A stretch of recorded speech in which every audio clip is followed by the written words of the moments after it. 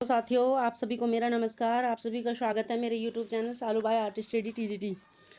साथियों, हम youth competition की बुक सॉल्व कर रहे हैं, जिसमें मैंने कल 16 क्वेश्चन कराए थे प्राचीन साहित्य कला से संबंधित। जो उसके आगे के क्वेश्चन है वो आज मैं लेकर आई हूँ।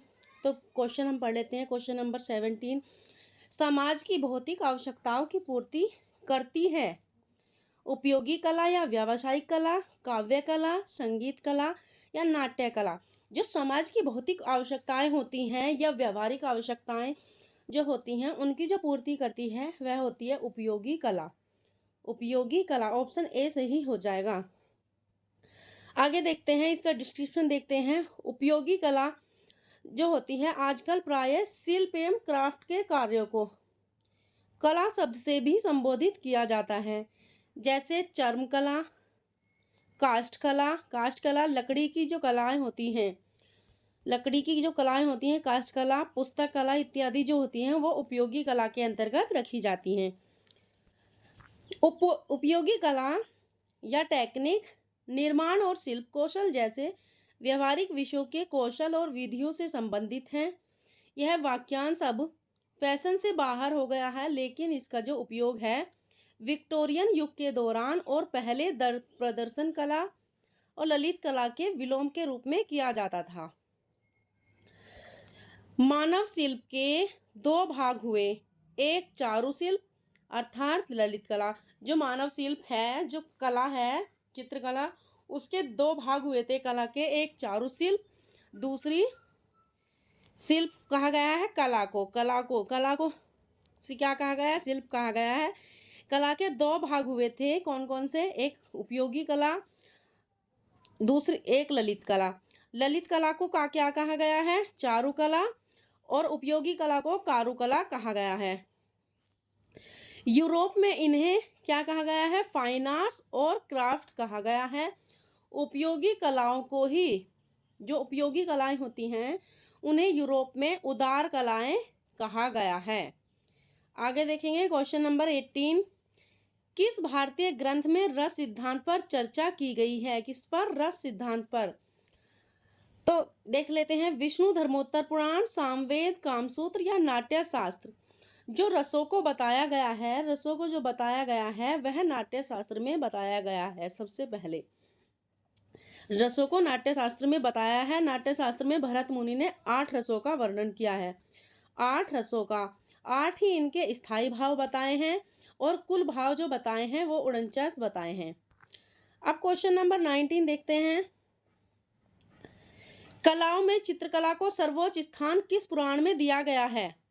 कलाओं में चित्रकला को जो सर्वोच्च स्थान दिया गया है किस पुराण में है। अग्नि पुराण में, विष्णु धर्मोत्तर पुराण में, ब्रह्म पुराण में या गरुड़ पुराण में। जो कलाओं में चित्रकला को सर्वोच्च स्थान दिया गया है वो विष्णु धर्मोत्तर पुराण में दिया गया है। विष्णु धर्मोत्तर पुराण का एक भाग है चित्रसूत्र,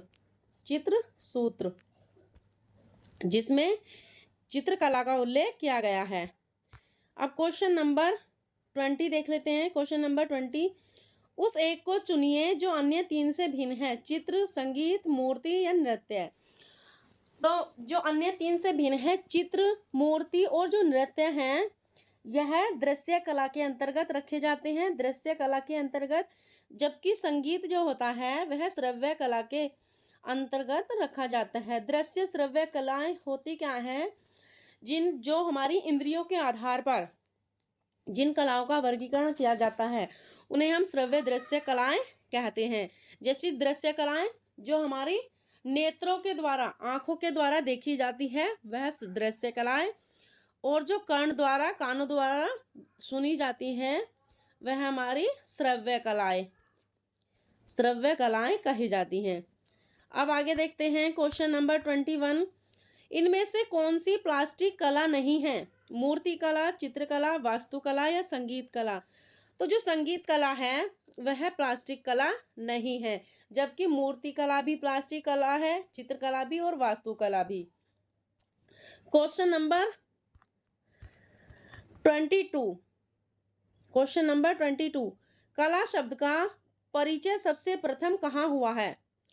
कला शब्द का सबसे प्रथम परिचय कहाँ पर हुआ है। रामायण में, ऋग्वेद में, महाभारत में या अथर्ववेद में? तो जो कला शब्द का सबसे पहले प्रयोग किया गया था वह ऋग्वेद में किया गया था। कहाँ पर किया गया था? ऋग्वेद में किया गया था। आगे देख लेते हैं। इसका डिस्क्रिप्शन जरूरी है क्योंकि इसमें इंपॉर्टेंट टॉपिक लिखे हुए हैं, इसका डिस्क्रिप्शन हम जब पढ़ेंगे। तो कला शब्द का परिचय सबसे पहले ऋग्वेद में हुआ था। ऋग्वेद क्या है? यह सनातन धर्म का सबसे आरंभिक स्रोत है। किसका? सनातन धर्म का। इसमें 10 मंडल हैं और 1028 सूक्त दिए गए हैं। ऋग्वेद को इतिहासकार हिंद यूरोपीय भाषा परिवार की अभी तक का उपलब्ध पहली रचनाओं में एक मानते हैं। यह संसार के उन सर्वप्रथम ग्रंथों में से है जिसकी किसी रूप में मान्यता आज तक समाज में बनी हुई है। ऋग्वेद जो है विश्व का सबसे पहला ग्रंथ है। इसमें 33 देवी देवताओं का उल्लेख किया गया है। अब आगे देख लेते हैं। यहाँ से जो ऋग्वेद है उसमें कितनी नदियों का उल्लेख किया गया है? तो 25 नदियों का उल्लेख इसमें किया गया है। जो सर्वाधिक महत्वपूर्ण नदी मानी गई है वह सिंधु नदी है। और जो सबसे पवित्र नदी है, जो सबसे पवित्र नदी मानी गई है वह कौन सी मानी गई है? सरस्वती को माना गया है। और जो सरस्वती का उल्लेख इसमें कई बार किया गया है, जबकि गंगा का प्रयोग इसमें ऋग्वेद में 1 बार हुआ है और यमुना का प्रयोग 3 बार हुआ है। ऋग्वेद में कृषि का उल्लेख 24 बार हुआ है। ऋग्वेद में कृषि का उल्लेख कितनी बार हुआ है? 24 बार हुआ है। क्वेश्चन नंबर 23, उपयोगी कला का संबंध है। जो उपयोगी कलाएं होती हैं मूर्ति कला से, वास्तुकला से, संगीत कला से या आभूषण से। तो साथियों जो उपयोगी कला होती है, उपयोगी कला जो भौतिक आवश्यकताओं की पूर्ति करती है वह है आभूषण कला। आभूषण कला उपयोगी कला के अंतर्गत रखी जाएगी, जबकि ये तीनों कलाएं जो हैं ललित कला के अंतर्गत रखी जाएंगी। ललित कला के अंतर्गत ये रखी जाएंगी। अब question number 24, question number 24, Panini द्वारा रचित अष्टाध्यायी में शिल्प शब्द का प्रयोग किन कलाओं के लिए किया गया था? ललित कला के लिए, चित्रकला के लिए, उपयोगी कला के लिए या ललित कला तथा उपयोगी कला दोनों के लिए? जो पाणिनि द्वारा अष्टाध्यायी है इसमें जो शिल्प का प्रयोग किया गया है वह ललित कला और उपयोगी कला दोनों के लिए किया गया है। जो कला शब्द की सर्वप्रथम यथार्थवादी जो प्रयोग हुआ था भरत मुनि के नाट्य शास्त्र में प्रथम सदी में हुआ था। और भरत मुनि से पहले कला को आलेख्यम के रूप में प्रयोग किया जाता था। भरत मुनि से पहले कला को क्या कहा जाता था? आलेख्यम। अब पाणिनि द्वारा जो रचित ग्रंथ है अष्टाध्यायी, उसमें शिल्प शब्द का प्रयोग जो हुआ है वो ललित कला को चारु कहा गया है और उपयोगी कला कोकारु कहा गया है। जो कला होती है, कला 2 प्रकार की होती है।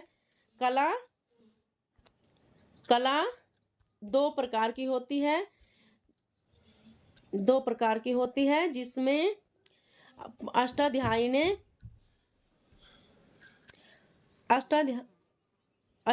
ने चारुकला और कारुकला कहा है।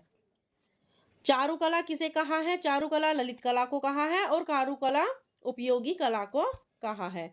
अब आगे देखेंगे क्वेश्चन नंबर 25, पाली भाषा में रचित बौद्ध ग्रंथ का क्या नाम है? पाली भाषा में रचित बौद्ध ग्रंथ का नाम विनय पिटक, प्रश्न व्याकरण सूत्र, कल्प सूत्र या अष्टाध्यायी। तो जो बौद्ध ग्रंथ है वह है विनय पिटक। कौन सा है? विनय पिटक है, ये पाली भाषा में रचित है। अब आगे देखेंगे पाली भाषा में रचित बौद्ध ग्रंथ विनय पिटक है। कौशल राजा प्रसेनजीत के प्रमोद उद्यान के एक भाग में मनोरम चित्रागार चित्र संग्रहालय की गई है। चित्रागार की गई है, ये क्या हुआ? अब आगे देखते हैं जयमंगला का लेखक कौन है? जयमंगला का लेखक कौन है? जयमंगला का लेखक यशोधर पंडित, यामिनी राय, अवनीनाथ या आनंद कुमार स्वामी। तो जो जयमंगला है, जयमंगला कामसूत्र की टीका है, इसके जो लेखक हैं यशोधर पंडित हैं। यशोधर पंडित हैं। यशोधर पंडित ने जयमंगला की टीका कब की थी? तो 11वीं शताब्दी में की थी, 11वीं सदी में या शताब्दी में।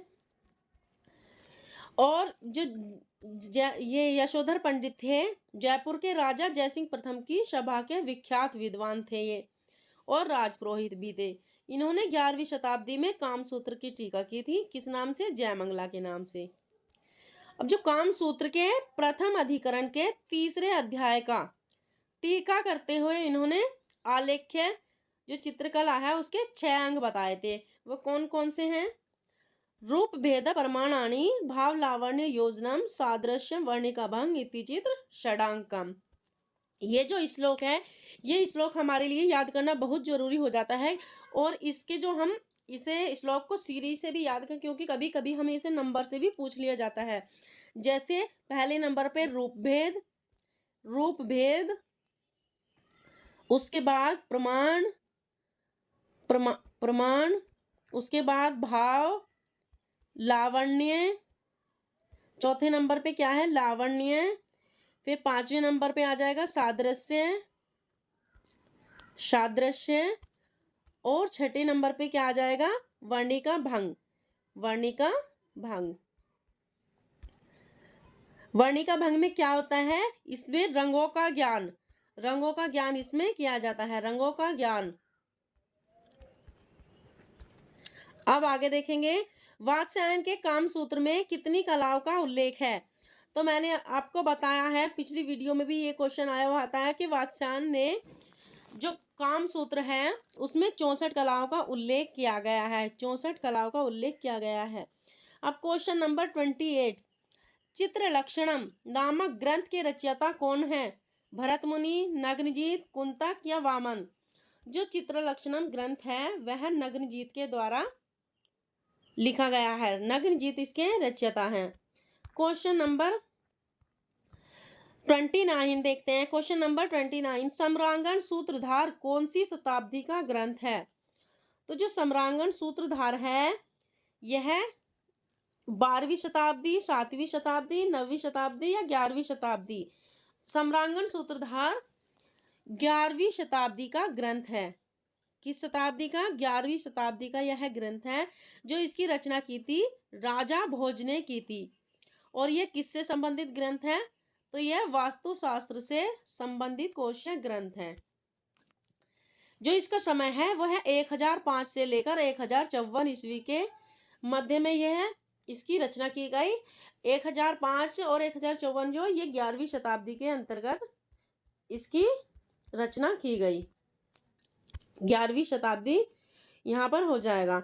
अब क्वेश्चन नंबर 30 देख लेंगे। इस क्लास का जो लास्ट क्वेश्चन है, क्योंकि वीडियो ज़्यादा लंबी हो जाती है, मैं ज़्यादा क्वेश्चन नहीं रखती हूँ, तो अब देख लेते हैं कि लास्ट क्वेश्चन है, राजकुमार अनिरुद्ध का चित्र महाभारत के अनुसार किसने बनाया था? तो जो राजकुमार अनिरुद्ध हैं, उस जो महाभारत जो ग्रंथ है उसमें इसकी कथा का उल्लेख किया गया है। उषा और अनिरुद्ध की कथा का उल्लेख किया गया है, जिसमें यह चित्र जो बनाया गया था चित्रलेखा के द्वारा बनाया गया था। चित्रलेखा कौन थी? जो राजकुमारी उषा थी, यह इनकी परिचारिका थी। इसमें एक कहानी थी कि जो उषा थी, राजकुमारी उषा ने क्या एक स्वप्न देखा था, जिसमें उन्होंने एक राजा को अपने बगीचे में उनके साथ देखा था। तो उसी से जब ये उठी तो उन्हें पता चला, उन्हें ये सपन के बारे में याद आया, तो वह उसके सोच में पड़ गई और उससे प्रेम करने लगी। तभी उस बारे में क्या हुआ, चित्रलेखा जो परिचारिका थी उसे पता चला और उसने सभी राजकुमारों के चित्र बना दिए हैं। और जो राजकुमारी थी और राजकुमारी के सामने चित्रलेखा ने यह चित्र पेश किए। तो राजकुमारी उषा ने उसे क्या किया, जो स्वप्न में राजकुमार देखा था उसे पहचान लिया और उससे बहुत ही ज्यादा ये खुश हो गई। ऐसी कहानी इसमें दिखाई गई है जो महाभारत कथा है। तो इसमें राजकुमार जो अनिरुद्ध हैं, इसका जो चित्र बनाया था वह चित्रलेखा द्वारा बनाया गया था। तो धन्यवाद साथियों। अगर यह क्लास आपको अच्छी लगी हो तो लाइक शेयर कमेंट जरूर करें।